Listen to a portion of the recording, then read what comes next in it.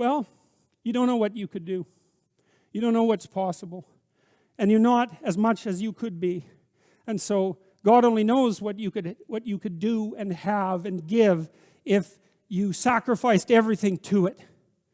And that's the reason Abraham is constantly making sacrifices. And it's archaic, right? He's burning up like baby lambs, but like, well, they're alive, that's something. And they're valuable, and that's something.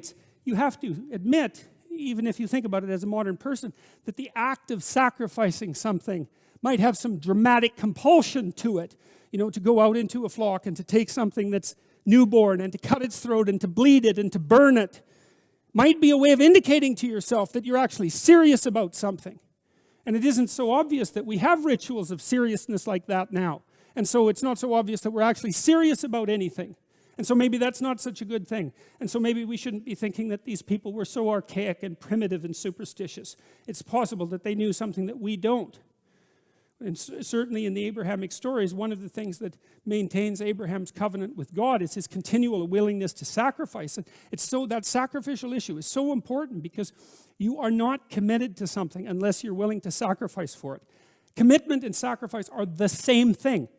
And I think it borders on miraculous that those concepts are embedded into this narrative at the level of dramatic action. Instead of abstract explanation, people are acting this out. And the fundamental conception is so profound that it's really quite awe-inspiring. It's breathtaking, really, when you understand what message is trying to be conveyed. You have to make sacrifices. And what do you have to sacrifice? You have to sacrifice that which is most valuable to you currently that's stopping you. And God only knows what that is. It's certainly the worst of you. It's certainly that. And God only knows to what degree you're in love with the worst of you.